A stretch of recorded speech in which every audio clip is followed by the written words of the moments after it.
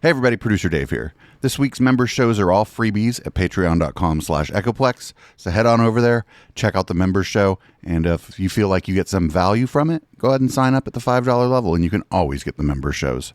Thanks. I know how to stand up to a man. I'm defenseless against that kind of female insanity. I'm white, and I've got everything I need. No one clutches their purses when they're in a room alone with me. And I can drive for any neighborhood I please at any hour, and the police don't do a thing. So if I see a penny on the ground, I leave it alone and fucking flip it. I'm a straight white male in America. I've got everything I need. I'm a guy getting paid more than a girl with a degree. And I can walk down the streets after dark, no one wants to rape me. And I can get a girl pregnant and just as easily flee. Just like my straight white male dad did to me. So if I see a penny on the ground, I leave it alone and fucking flip it. I'm a straight white male in America. I've got all the luck I need. I've got a pile of broken mirrors and I'm walking under ladders and I'm spilling tons of salt, but to me that doesn't matter, cause my skin and my gender and my orientation are the best things to have if you live in this nation. I recommend it highly.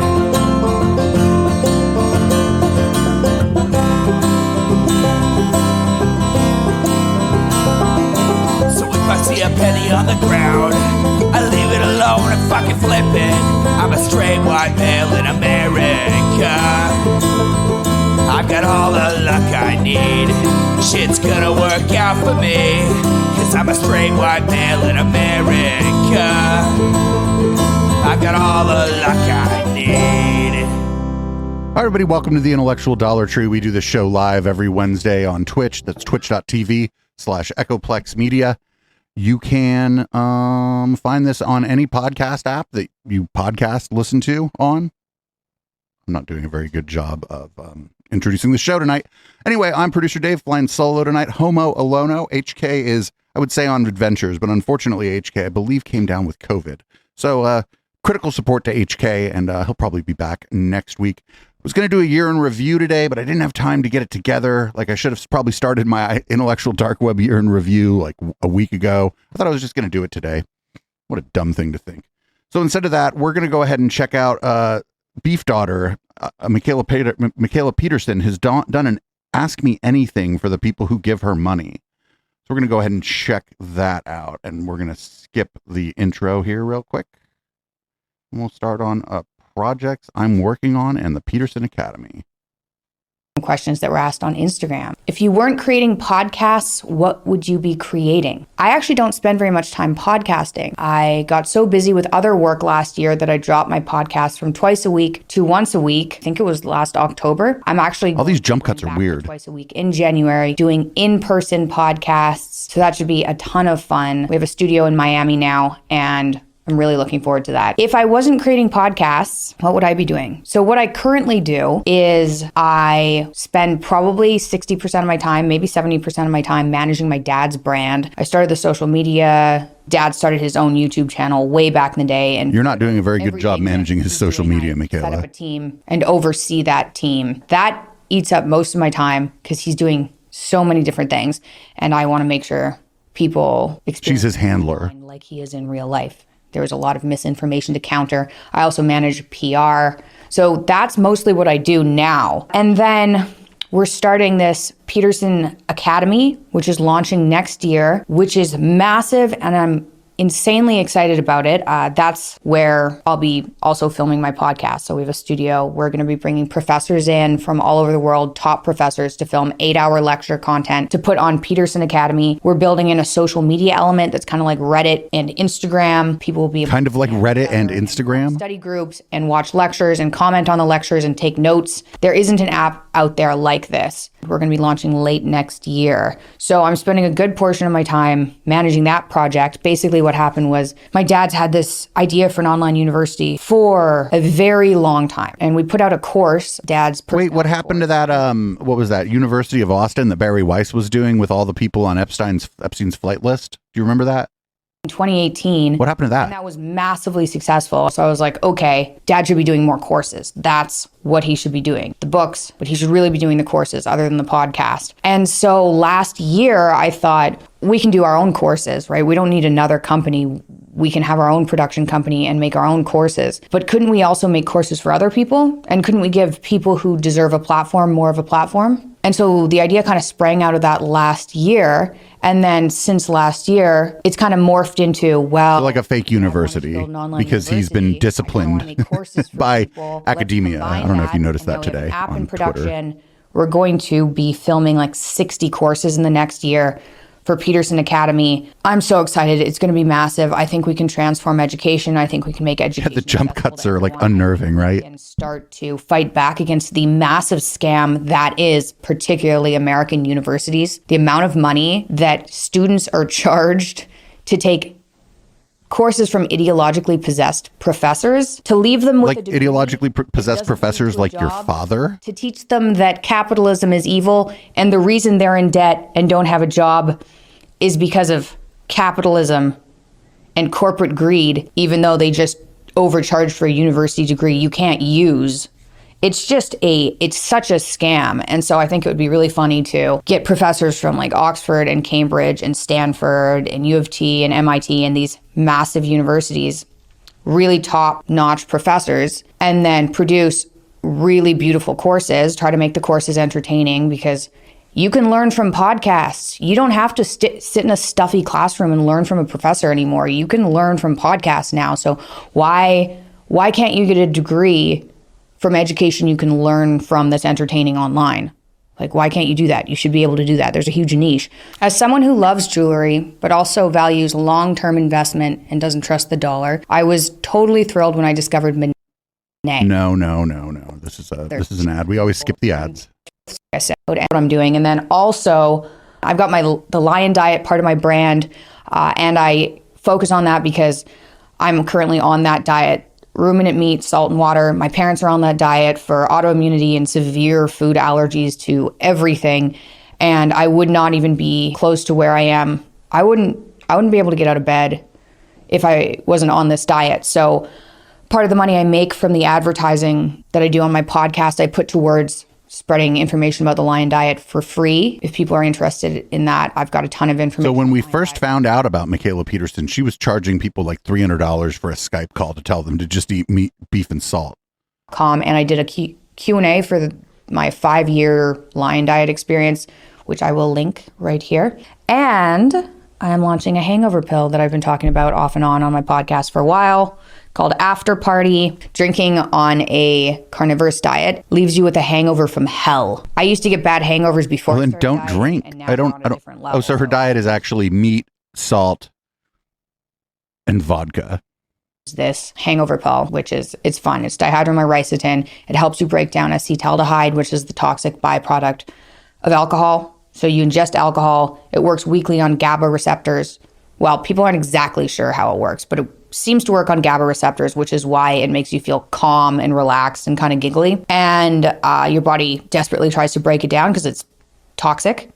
And it starts producing acetaldehyde. And dihydromycin helps people break down acetaldehyde more rapidly. And they've done studies on rats that are conclusive that this works. So I'm launching that as well. Hey guys, I wanted to pop in to say After Party is now available. I know I talked about it before. So I grew up believing that if marriages failed, it was because you didn't know how to negotiate. That's kind of what I grew up believing, was if marriages broke down, it was because the people in the marriages didn't know how to negotiate. I don't believe that anymore. I think is that because she's divorced now that she doesn't believe that now? I don't want to get into details, but God, how much do you think those pills her hangover pill costs? At all. I have no difficulty negotiating. And I think if I had known that some people are just incompatible and that And if I had been told it's better to get a divorce than to spend years fighting and like suffering really in a relationship that's not good for anybody, I would have got divorced sooner. And I think that would have been better for everybody. I also don't like this kind of, and I think it's more in the red pill community or right-wing community, that women are basically blamed for the divorce epidemic. They're like, oh, 70% of divorces are initiated by women. And in the red pill community, it's kind of like, it's funny. In the she means like the manosphere. Like yeah, that is a big manosphere talking point. She's not wrong there. Community, it's men's fault. My theory is everyone's crazy now. That makes relationships very difficult. So yes, I guess the answer to that question was it was very, very difficult to get divorced considering what my dad talks about.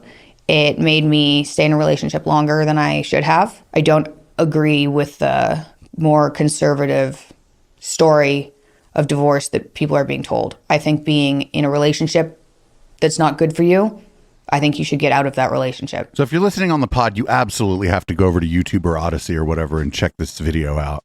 The like the jump cuts, the edits, they're like very unsettling, and it's edited like in places where I don't know. I have no idea why it's being edited. It's like mid-sentence edits. You can probably kind of hear it on the audio that it's kind of jumpy and kind of herky-jerky, but you absolutely have to go check out the video on this one. Because Jordan, my current husband. She married a dude named Jordan. He's amazing. I have never felt this good before in my entire life. Hey, we can negotiate. He doesn't take anything I say personally, which allows me to communicate, right? Because I don't feel like I'm going to hurt anybody's feelings. It's fantastic. So wait, what do you mean he doesn't take anything you say personally? I mean, in a relationship, some of the things you say about somebody or to somebody, some of the things are personal. Like, what do you mean he doesn't take anything personally? It's your husband. Just because, like, if you're in a shitty relationship and it's killing you, don't think that you're just the problem. Next, how many children do I want?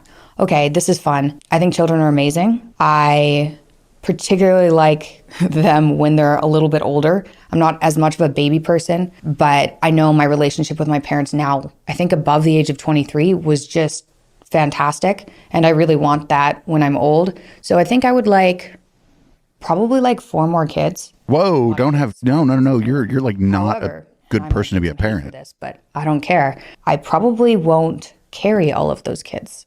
And the reason for that is it depends, I guess, how my next pregnancy goes. So dude, I'm not a doctor. I'm not a medical expert, but I would assume that you probably shouldn't be trying to carry a child if you're eating just beef and salt. I feel like when you're pregnant, you have like nutritional needs that go beyond beef and salt. Like what the fuck? And booze. That's fine, actually. This is true, but I'm petrified of being depressed again when I get pregnant. So with Scarlett, my depression came back, and I've spent my entire life trying to fight my way out of depression, which is why I'm on only eating meat and salt and water. I have tried everything to get rid of depression, and I'm not depressed.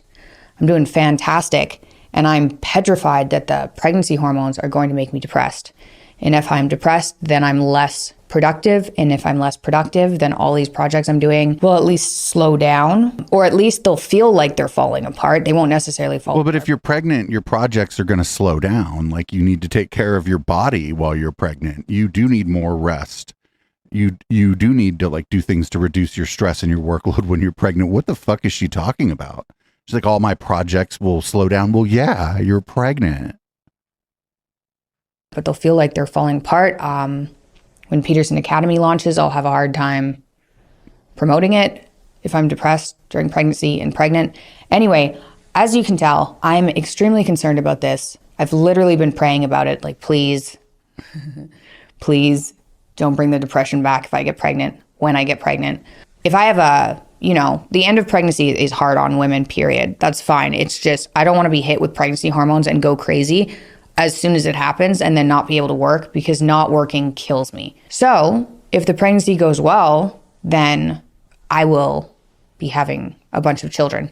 If the pregnancy doesn't go well, though, and I get depressed, and by depressed, I don't mean anxious, I mean like suicidal, because I don't get like anxious, depressed. I get like, I'm going to punch holes in walls and jump out a window, depressed. And if that happens, I'm going to be egg harvesting and getting a surrogate, because I'm not, just because my brain is weird. And it's definitely weird. I'm on this diet to stay sane. Doesn't mean I don't want to have kids. Plus, I guess the benefit of a surrogate too would be, I think some of these allergic diseases, which I have in my family, are passed on through the birth canal. You inherit a lot of your microbiome from your mother. And so maybe if I also didn't have the kid. I think a lot of like the problems that she has are probably psychosomatic. That doesn't mean her problems aren't real. I just think that a lot of them, I don't think it has to do with her microbiome. I somehow think somehow she's convinced herself that if she eats like a regular diet, that it's going to cause depression and other ailments. They wouldn't have the same kind of allergic disorder that I have. It's a theory. It's not a bad theory. So anyway, that's my answer to having children. I do want more children. I really hope I don't go crazy during pregnancy. How do you handle getting targeted negatively for being conservative? I don't really care about what anybody, including news sources, say online about me anymore. Also, joke's on you guys, I'm actually not conservative. I would say— Wait, no, you are. You don't, like, this is one of those things where other people are who decides if you're conservative or not. It isn't, you don't get to make that decision. The temperament of conservatives better than the average temperament of liberals. I think it's harder to offend them, which is satisfying. You know, it's easier to communicate with people that aren't just like, oh, how could you say that all the time? But I'm not particularly conservative. I just kind of want the government to leave people alone. So I'm libertarian. I'm probably libertarian to the right a little bit. I don't think that's conservative. I don't really like anybody, whatever that political party is. Ooh, you and your husband met and married very fast. Do you advise this for most people? No, I don't. Definitely not. Again, it's good when she does it, right? It's bad if other people do it. Good when she does it. Like, really, really got along. And I flew back to Toronto, and like maybe a week and a half after that, so 2.5 weeks after meeting him, he told me over the phone he wanted to marry me. And I was driving. I almost died. I was like, are you? Like, why didn't you say no if you just met 2.5 weeks earlier? Why didn't you be like, can we wait maybe? I don't know. It seems like let's wait and see. All, you're younger than me. I'm 30. He's 25. It's like, you're quite a bit younger than me. That seems to pose a problem. Second, like, I work all the time. So in order for this to work, you're going to have to work all the time. We're going to have to work together. We were already working together. And I had met him and I knew that he was conscientious. Like, after 2 weeks of hanging out or seeing somebody, I'm not even like interested in letting them spend the night 2 nights in a row. Do you know what I'm saying? Like, whoa, dude, come on. I was like, we're going to have to work all the time. I was like, also, I have a child. So there's a child. I also have an ex-husband. Like, that's not going away. That's a continual relationship. Anyway, I listed a whole bunch of problems and he was like, yeah, I know. It's like, okay, well, that worked for me because I'd met him and I'd already been like, I knew what worked for me and I'd never met anybody like him exactly. And so I knew that was going to work for me. I don't advise it for most people. However, I also don't advise waiting 13 years. What is that about? I feel like there's a lot of other options in between 2 weeks and 13 years. Somebody in chat just said beef dating. Oh my God. 2.5 years is reasonable. Like, you have the honeymoon period of a year. I have now known Jordan for 1.5 years. So I'm over the honeymoon period, still very much in love with him. So that's a relief. But I think at the 2-year period of like dating somebody, you've passed through the honeymoon period and then you could get married then. At least get engaged. I think 2 years is like plenty of time. What if you just don't want to get married though? Like, that's fine. One, like a family friends of ours or a couple who've been together, I don't know, maybe as long as my parents have. I don't ask fucking super personal questions of my parents' friends all the time, but they never got married, I don't think. And they're fine. Guy I used to work with, Mike, is with his girlfriend from high school, and he's a couple years older than me, and they never got married. Like, what's the fucking, who fucking cares? Maybe under a year is a little soon, because there's that first kind of 9 months of honeymoon period where you don't necessarily argue or know each other very well. So no, for most people, I wouldn't recommend that. But also, if you've been So don't marry somebody until you've had an argument with them, is what she's saying. For 4 years, and you're like, well, just need to get to know them a little bit better, and then maybe we'll get a dog. Like, guys, you're gonna die at some point. Maybe hurry it up. But then once you're dead, you're not going to even know that you're not married. Especially if you want kids. And if you don't want kids, you should want kids. Because what are you going to do when you're old? Who's going to take care of you? I'm taking care of my parents. I'm a very helpful daughter, if I do say so myself. I feel like that's when kids are useful, is when, like, above the age of 20. And then they can have their own little families. You can have grandkids and stuff. Why wouldn't you want that? Next. Encouraged by your post-kicking meds. Are you still taking any prescriptions? No. I can't take any prescription medication, really, without experiencing all the side effects listed on the label that's the insert in the bottle, right? So... Oh, here goes some Scientology shit. Watch. Take any antihistamines. I can take certain painkillers as long as they don't have any preservatives. Super allergic to sodium metabisulfite, which is in almost every painkiller in America. I can't take those. I can take Tylenol, kind of, and I can take this after party pill. Isn't that convenient? Although I wouldn't be selling it if I couldn't take it. I don't take any... That's because there's nothing in it. No, because I get severe side effects, right? As soon as I came off of psych meds, when I was 23. For those of you who don't know me, complaining about the pharmaceutical industry and how dangerous psych meds are. I came off when I was 23.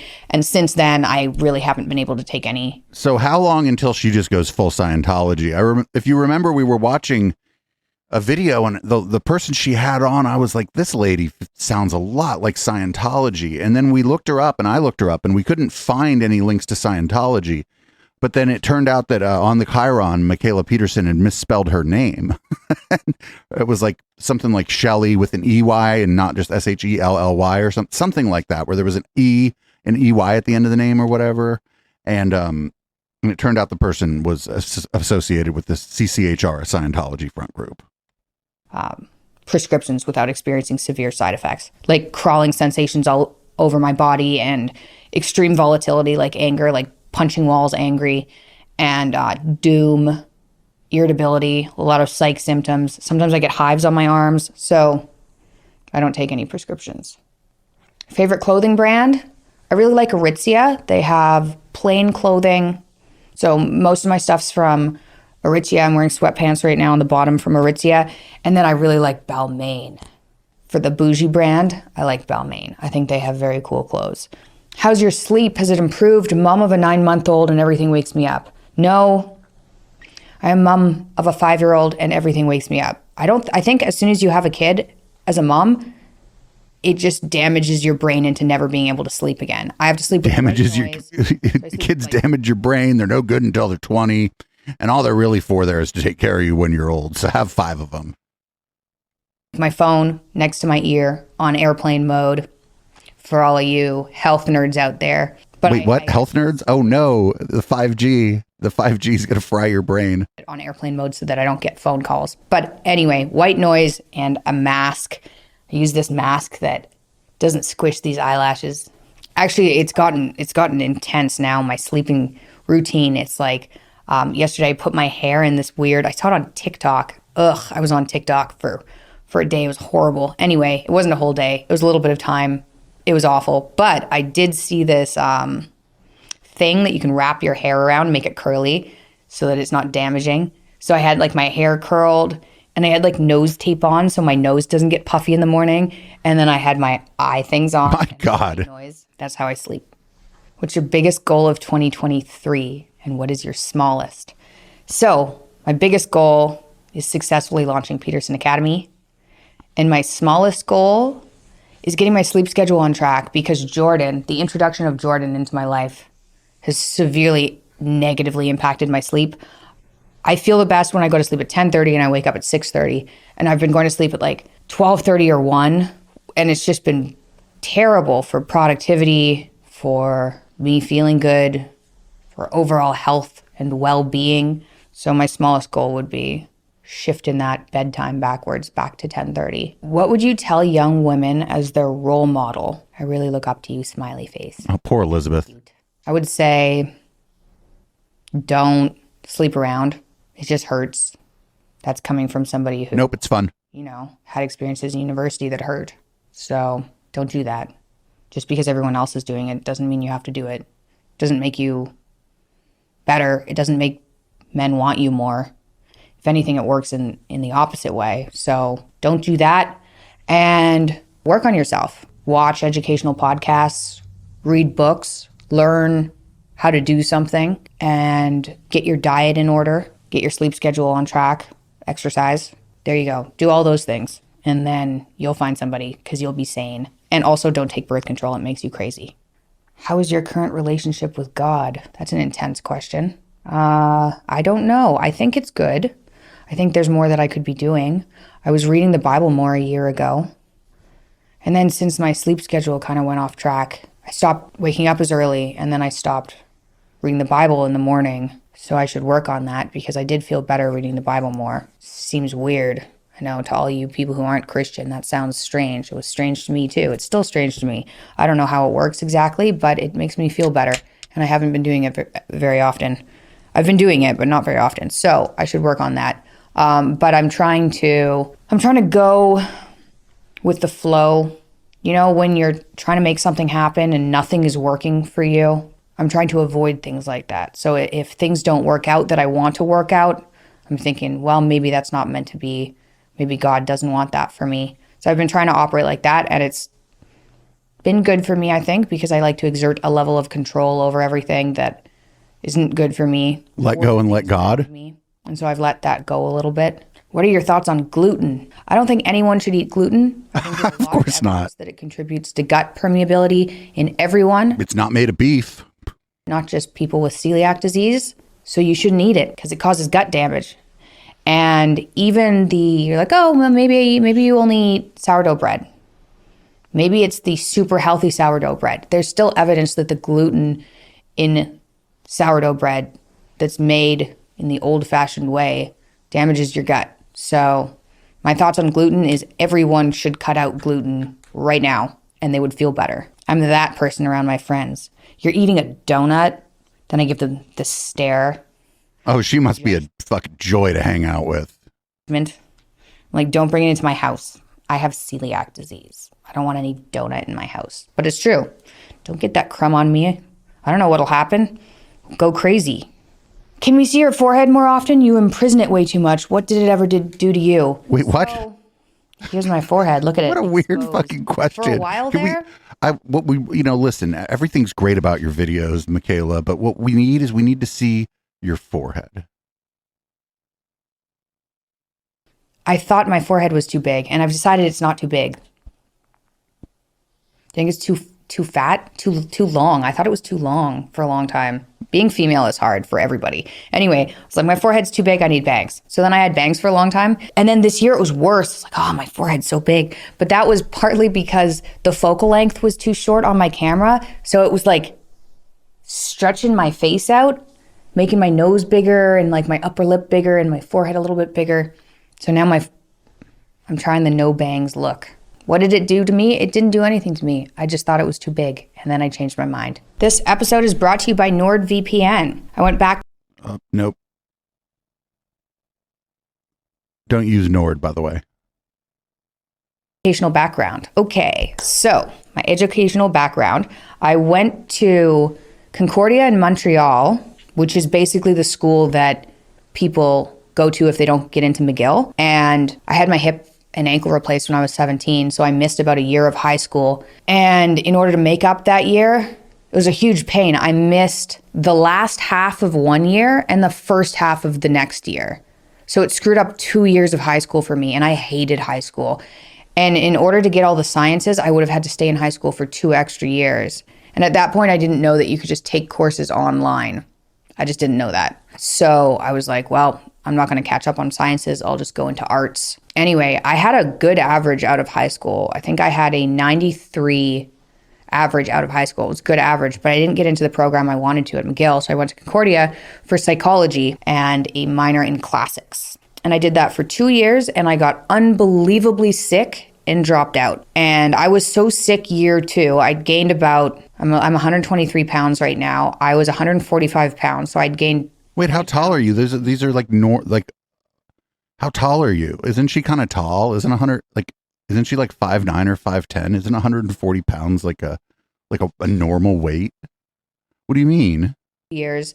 And I was mostly surviving off of Mr. Noodles and beer and pizza. There's a pizza place right around the corner from me. And I was going crazy and I couldn't get out of bed. Like I couldn't move. And I was very, very sick. So I dropped out. I didn't even go to my finals second year. I remember trying to get out of bed and being like, I can't do it. And I'm not somebody who does that. For a while, I thought that everyone had a really, really hard time getting out of bed and I was just lazy. I thought that for a really long time. That wasn't true. I was like deathly ill. Anyway, so I did 2 years of that. Then I went to makeup school because I thought I wanted to be a makeup artist, because one of the things that helped me survive through the hip and ankle replacement was putting on makeup, because it was like, okay, I feel like I'm going to die. I'm in chronic pain. And putting on makeup at school made me feel like I could survive. So I was like, oh, I want to become a makeup artist and then I can help people, feel like they want to survive. So I did that for about 3 months and I was like, oh my gosh, my dad was so not impressed. My mom was like, do what your heart feels. And my dad was like, you're going to hate it. And this is a bad idea. And I was like, what do you know, Dad? And well, that's a good point of view if your dad's Jordan right. Peterson. And about 3 months into it, I was like, I'm going to die of boredom. And I wasn't on a diet. I was taking Adderall at that point to wake up and get out. And I went back to school after that. I got all my high school sciences when I was 22, that was a whole thing. That's very frustrating to have to do that. It's like, well, back in high school, you're joking. So I went back and got my high school sciences, and then I started taking night school for a biomedical science degree so that I could get good enough grades to get into the day school program. Then I got into the day school program for biomedical science, and I went into biomedical science because I was in makeup school and my wrist was like not working, my right hand. And I went to my rheumatologist and I was like, I think maybe I'm going to need my wrist replaced, because this was quite a bit of pain. I was taking painkillers at night to sleep on my shoulders because my shoulders hurt. And I'd already had my hip and ankle replaced. And he goes, this is a good rheumatologist in Toronto too. He goes, joint replacements are very rare. It's like, not really. I have 2.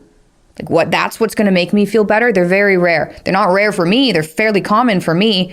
And so my wrist hurt. Like I couldn't lean on my arm to bring myself out of a chair or anything.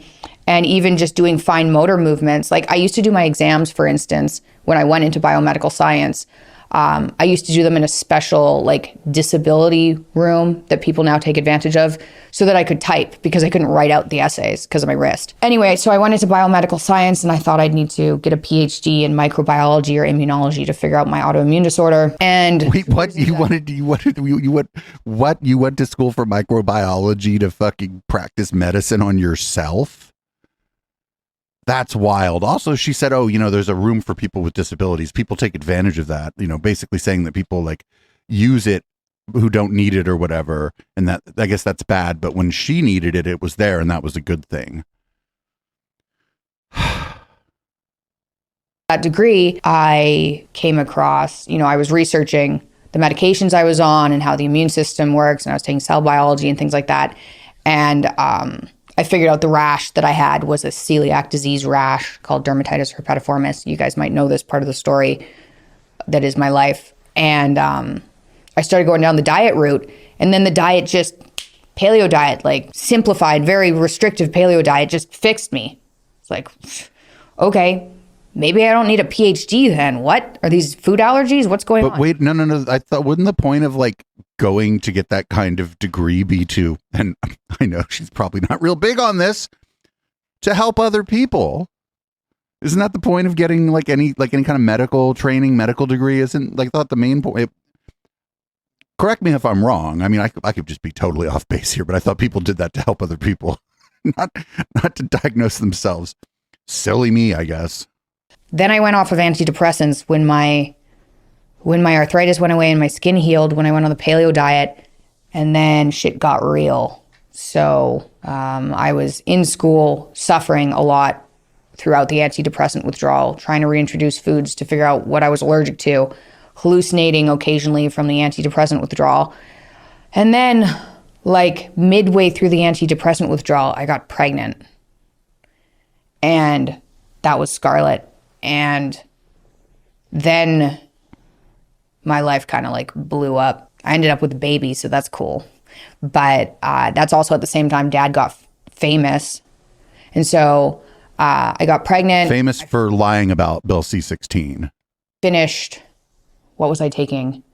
Organic chemistry and immunology during pregnancy. And then I started working for Dad when I had Scarlett. Started working for Dad because he had all this opportunity and he needed help, like organizing podcasts and capitalizing on the opportunity that was presenting itself to him. And I was like, well, this seems like something I should jump on. I'm going to help. And so I didn't go back to school. And he was like, well, are you going to go back to school? I was like, well, do you want me to go back to school or do you want me to help you? Because I can't do the job I'm doing, which was growing social media, managing events. I like hired a different book agent, hired a touring agent because the people who he was working with were gouging him. So I like restructured all that. And I didn't go back to school because, one, I had put my autoimmune disorder into remission, which is why I wanted to go to school in the first place. And two, that's I was making money. Her reason for wanting to go into medicine, it just boggles my mind. Somebody in chat was saying, oh, you know, some people make good money doing medicine. That's true too. And that would be another, I guess, reasonable reason to like want to go into medicine, but to like try to die. I don't know. Maybe I'm just stuck on this, and maybe it's not as like odd as I think it is, but going into medicine to like try to diagnose some illness that you think other people who are medical professionals are just maybe incapable of diagnosing or whatever, that seems like some delusions of grandeur shit, honestly. 3, some of the things I was learning in school didn't line up with what I was learning from scientific articles online, right? What? Oh no, she did her own research. Fuck, man. By taking nutrition in school. It's like, well, that's not true. It's like, I don't want to pass tests by lying. So I took 2 years of biomedical science and 2 years of psychology and classics, and I have no degree. But maybe with the launch of Peterson Academy, I'll just get a degree from there. You just give yourself one. Fuck it. That'd be funny. How's your book coming along? So I've been working on this book since I was 17. Writing is part of what kept me sane through the hip and ankle replacement and like chronic illness. So if I was angry, I wrote down. I've been keeping a journal since grade 1. So I have this memoir that I've been writing forever. I've taken a bit of a pause because... Why did you start writing your memoir at 17? Like, what kind of delusional motherfucker starts writing their memoir when they're 17? I think you gotta have a little ego going on anyway to like write a memoir. But start that memoir at like fucking 17 is just next level, right? I'm a bit traumatized from what happened to Dad. I had PTSD from hospitals, which is something that you can get. So I had that, and I was managing that and trying to desensitize myself by like exposing myself to hospitals. And then Dad and Mom got sick, and it was like, oh, I have to go into these places in order to visit them. And then I took care of Dad for 2 years, and it was the worst experience of my entire life. The amount of suffering he had was unbearable to watch. You know that scene in Harry Potter when they're showing the Cruciatus curse to the bug? That's what Dad looked like for 2 years. A bug? So I'm still processing that. And so if I get too stressed or if I stay up too late, then I start having flashbacks of like Russian hospital, Serbian hospital, stupid Canadian hospital. And I've written like one draft of what happened, but I haven't gone back and edited it because I'm stressed. We on this very channel watched her and her dad go over at length what happened, and parts of the story seemed fabricated. Media Wench, co-host for oftentimes Cult and the Satanic Panic, thought the whole story was fabricated. Stressed out about it still, but I feel like I'm almost able to do that. So I woke up this morning, for instance. I woke up too early, and then I was awake in bed, and I was just like revisiting what's happened over the last number of years. And I need to get this book out of me desperately. It's torturing me, and I need to write down all these memories so that I can put them in a nice little memoir and then get it out of me. And so that's still going to happen. I think maybe March, I'll sit down for a month and just solidly write. I have way more than I need for a book already, and I haven't even written the last couple of years. And I kept wanting to finish the book, but I couldn't finish it because it was like, hey, I had an autoimmune disorder, and then I found this crazy diet that nobody believes, although some people believe it and it's working for them. And then my dad got famous, and now he's really sick. The end. Like, I couldn't end it. Or now I'm in the middle of a divorce. The end. And it just wasn't a good story. So I kept waiting. Michaela, that's why people usually write their memoir once they're retired, once they're old. Because if you try to write a memoir when you're 30, you're just going to end up, more stuff's going to keep happening to you. And you're going to be like, well, I guess I have to update my memoir. Waiting for my life to, and my family's lives to sort themselves out so that the memoir has a good ending, and it has a good ending right now. So I should write it really quick. Maybe in March. I'm going to call it Could Be Worse, because that's what I told myself a lot when I was suffering. Well, it's bad, but it could be worse. I don't know why that made me feel better. Dad hated that. How much of marriage is about predetermined compatibility and how much is about effort? So, this is one of those things that kept me in a marriage I shouldn't have been in for too long. It shouldn't be constant effort. I don't believe that. I don't think it should be constant effort. It should almost all be about predetermined compatibility. No, Get along with wait, no, it's both. If you're compatible with somebody, you still have to like work at your relationship. The people who stay together are constantly working on their relationship, even if they're not really aware that the things they're doing are working on their relationship, getting better at being in a relationship. People you don't. If you marry one of those people you don't get along with, how much effort can you push into that to make it work?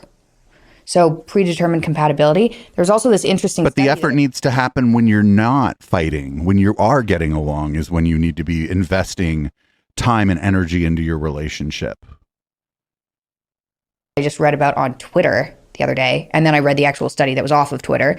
And they did, I'm just going to butcher this, but they did fMRIs to monitor brain waves. Oh my gosh.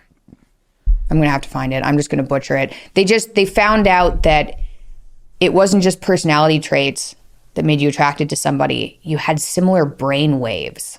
So the vibe thing that I've been talking about a little bit about chakras, baby, chakras. Your chakras need to be in line. Around someone, you get a good vibe. That's a real thing. So with attraction, yeah. And ignore intuition because I thought that wasn't scientific or something ridiculous, instead of understanding that I'm picking up on things that maybe I can't verbalize, but they're real. Anyway, I'm going to put a screenshot of that study up here. A screenshot of the thanks. If you want. It's very interesting. My understand myself results don't reflect myself at all. Can I take it again? So I've been doing, running the marketing teams for my dad's brands as well. And he's got these two products. He's got these two products, Understand Myself and Self-Authoring. Very useful products, can be very helpful for people. And on Understand Myself, it's like, only take this once. I was like, that's the worst sales pitch I have ever heard. Don't put only take this once on the website. Dad. How much is the Understand Myself test? Dad, you could sell it multiple times. Anyway. Yep, fucking I nailed it. You could actually you could sell this fucking weird personality quiz multiple times. I fucking nailed that shit. I know these people better than they know themselves. And I don't know if that's good for me, actually. have taken that probably 8 times over the period of my life. Before it was understandmyself.com, you had to manually score your personality. I used to give those to people I dated and then add up their personality traits. Be like, you're a psychopath. That sounds interesting. Somebody gives me a fucking personality test if I'm just starting to date them, I'm out. I'm like, do not give me a weird personality test. You're weird. I'll pick up the check. Goodbye. So yes, you can take it again. Just don't lie on it. Like, don't manipulate the answers. Look at the question and just answer the question. Don't think about the answer. Well, wait, don't think about the answer. Just answer. And then you can do it multiple times. I took it throughout my diet experience to see if my personality traits changed throughout, coming off of medication and getting healthy. And the only thing that changed is my politeness level went way down and my neuroticism level went way down. My neuroticism level is at like 20 now. Things just don't really bother me. That's not what neuroticism is, but okay. 99. But that was with psych meds and like 7 medications and Adderall, making me crazy. So yes, you can take it again. Take it again. Just don't lie on it. What do you think you would be doing for a career if your dad wasn't Jordan Peterson? Before Dad got famous, I started writing a blog called Don't Eat That, which is now... It just shows pictures of things that aren't fucking beef or lamb, and it's like, don't eat it. Don't touch that shit. This is a broccoli. Don't eat it. Don't eat the broccoli. Diet.com. And I started getting invited onto podcasts. This is before I went on Rogan to talk about diet, my experience with diet. So I do think that even if Dad wasn't my dad, I would have gone down the diet route and tried to educate people on what had helped me. That's where I would have started. I would have written my book because I'd already been writing my book, and I really enjoy podcasting, so I may have just started a podcast anyway. Well, you don't actually know because you'd be an entirely different person if your dad was someone else. So I might be in a similar place. I wouldn't be launching Peterson Academy, if Dad wasn't my dad. Maybe I would have finished my biomedical science degree, but I think I would have just gone into the diet route instead because that works for chronic disease. I think I would be in a similar place, but I wouldn't be launching Peterson Academy. And I wouldn't have, as much of an audience for sure. It would have just started in the diet realm and kind of spread out from there. Who is someone you really want to have on the podcast? No one is too far-fetched. Dave Portnoy. He's so entertaining. He's such a dick. He's hilarious. Who? I want to have him on my podcast. Who else? I'd like to have Andrew Schultz on. He said yes, and now I'm putting in a podcast, so you're going to look like a dick if you don't come on. Tom and Christina Segura. Those are 3 good people. Gabor Mate. I would like to talk to him. I mean, everyone wants to talk to Elon Musk, right? So no, not really. What do you think of psychedelics? Like psilocybin used more to treat depression. I think psychedelics are so much safer than antidepressants. It's a great idea. I would say it's a great idea. Be careful. Trying to find a practitioner that can walk you through your trip. But I've found them extremely beneficial. I think that they can really help open your eyes. They can increase your openness. And being more open, generally speaking, is a good thing. So I'm a huge proponent of psychedelics. Now, don't do so many that you end up in a loony bin. Specifically psilocybin. Okay, I'll end with this one because people ask me this all the time. Does Scarlett get to see her dad? Yes, we co-parent. So she's with Andre half the time. I think that's good. I have to run and do something else. I hope you guys enjoyed this. Thank you for watching. And I guess subscribe if you want to see more content like this. And me My not look God, that was one of the most vapid things I've ever seen in my life. Fucking delusional. And like, I guess like whatever. If we're going to end the year of Intellectual Dollar Tree, we may as well end it with the fucking beef lady talking about herself. I don't know. Seems to me like this family has some problems. Like, I don't know what's going on with the family. They just seem like they might have some problems. And maybe it'd be good if they, like, I don't know, saw a psychologist, like not their dad, not Jordan Peterson, but like they got some family therapy or something. I don't know what's going on with this family. They're weird. If I don't know, like, what would it be like if they weren't rich? Like, because when people are fucking bonkers, but they're rich. Everybody's like, oh, they're eccentrics. Well, if you're not rich and you're bonkers, they just think you're bonkers. So I just don't like. Maybe if they weren't rich and if Jordan Peterson had never become famous, maybe it wouldn't even be like this, though. I don't know. I'm just sorry to everyone for fucking making you watch or listen to this, honestly. And that's been the Intellectual Dollar Tree for this week. It's been a short one. Usually the show's about an hour and a half. We came in at just under 50 minutes this week, but that's okay. We're giving away all the shows, the bonus, the stuff on Patreon, basically. We're giving it all away for free this month, or this week, I'm sorry. Head on over to patreon.com/Echoplex. You could download the full video and audio of this. And while you're there, consider becoming a member. We get most of our support on Twitch and through our merch shop, but Patreon's a great way to support us, especially if you can't catch the live show. Maybe you go to bed early or whatever, and you can't catch the live show. You'll always be able to get the entire live show from our Patreon. And yeah, we're not pushing Patreon hard enough. We probably should be pushing that a little bit harder. It's been a great year for the Intellectual Dollar Tree, year over year on the podcast. This 500% over last year. It's huge, absolutely fucking huge. And it's mostly because I think the Twitch community here maybe tells people about the pod, et cetera, and I appreciate that. And if you're not part of the Twitch community, you should think about following us, twitch.tv/Echoplex Media. And as always, for the end of the show, this is Boomers by Periscope. What a great fucking song. And I'll be back with a cocktail, and the lights will be red in just a minute. Or I guess 4 minutes.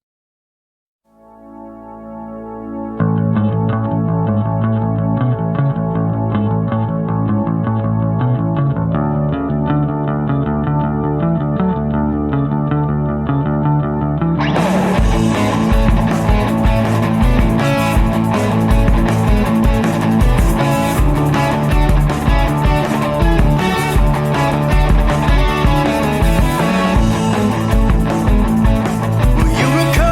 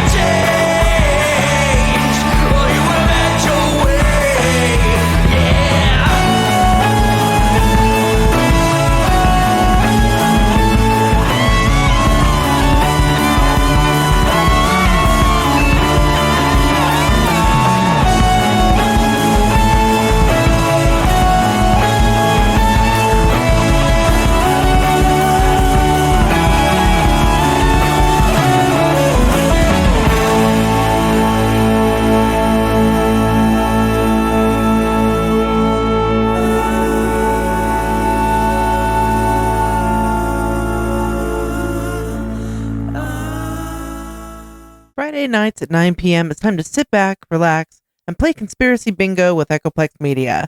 We've curated the best conspiracy theorists the internet has to offer and turned it into a live bingo game you can play for free with absolutely no prizes but bragging rights. You won't find a live stream like this anywhere else, and that's probably better for everyone else's mental health. Tune in every Friday at 9 p.m. Pacific at twitch.tv/EchoplexMedia and find our full schedule at echoplexmedia.com.